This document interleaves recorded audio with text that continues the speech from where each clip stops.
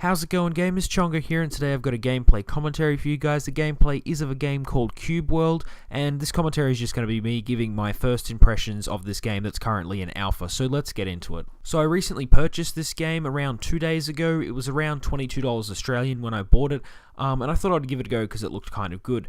But if you do want to have a look at this game, I'll have a link to it in the description. The only problem is, at the moment, registration for creating an account for this game isn't open because there was extreme interest in this game, so everyone went to go and sign up for it, and it basically acted like a DDoS, and their site was brought down, so they haven't actually put user registration back up again. However, if you are interested in the game, my recommendation would just be keep going to the page and refreshing it. That's what I did, and eventually it let me in. So don't just sit there all day refreshing. It may not open up, but I mean, just have a look at it every now and then, and maybe you'll get lucky and it'll be open. So as you can probably tell from the gameplay, it's an indie game where everything is made out of cubes, and I really like the art style in this game. It kind of looks really awesome to just stare off in the distance and look at the terrains that are made. Now, everything in this game, it's similar to Minecraft, so the world is randomly generated and you can input a seed, so it doesn't really end. You can keep moving and the borders open up more to randomly generated worlds. So it's kind of cool like that, and you're never going to reach some imaginary border that you can't pass. When you go to create a character in Cube World, you can choose from many different races and classes. So at the moment, I'm a mage lizard, and I really like playing as him because he looks the most different out of all the other classes. There's like, you know, you can have the warrior, rogue, that kind of stuff, as well as different races like human, orc, that kind of thing. This game also features kind of a steep learning curve, and it doesn't really provide you with the tutorial when you go to play it. So the first time I joined in this single player game, there is multiplayer available, but that's not really fully working. You need to host it off your own computer. But when I first went to join in, I just walked around and thought, oh, this is looking pretty good, and I met a raccoon that just immediately started running at me and bashing me up. So you need to kind of watch out for creatures that will just run at you and start punching you, and I thought it was really intense to see things just run straight for you. It was kind of like Minecraft, but it was different in the sense that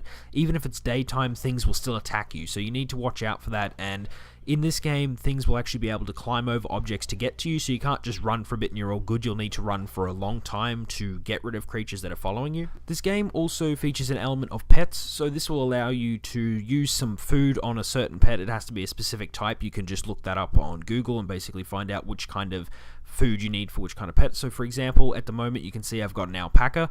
Now, to get this brown alpaca, I needed to feed it a chocolate cake. So when I ran into it, I put the cake in my pet slot in my inventory, and I basically fed it to it, and so now this alpaca follows me around and attacks things that I attack. So it's kind of good to have something else to go with you, especially if you're a mage like me, because taking damage for me is not the best, so it's better to have this other pet taking the damage and then for me to attack the creature with my spells. Now, as I said at the start of the video, this game is only in alpha at the moment, but it does look kind of polished and really good for a game in alpha. There is still, however, glitches and problems in the game, as you would expect with a game in alpha. Some of the things that could probably be improved over time is when you go to attack a creature, it doesn't actually have a level above the head, it just has a certain highlighted above their name. So red means they will probably end up killing you, orange means it might be a challenge but you should get it, and you have like different colors for those kind of things.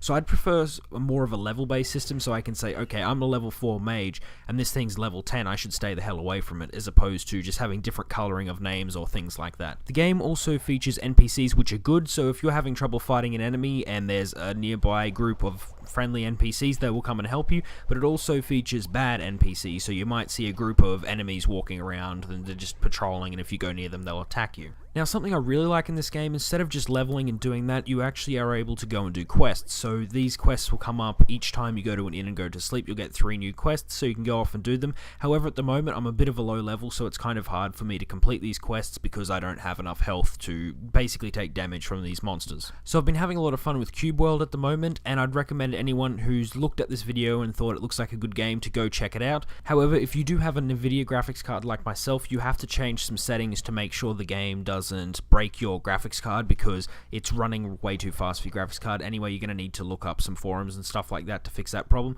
I may have a link to that in the description. But yeah, it's a really good game. It does still have some bugs, as I've said. It's still in alpha, so it's going to be very interesting to see how the devs keep updating this game and making it better over time. Anyway, this brings me into my first impressions video of Cube World. I hope you enjoyed it. If you did, give it a like, and if you've got any comments, put it down below, and if you want to join the Gamerhood, just subscribe. Anyway, I'll see you guys next time.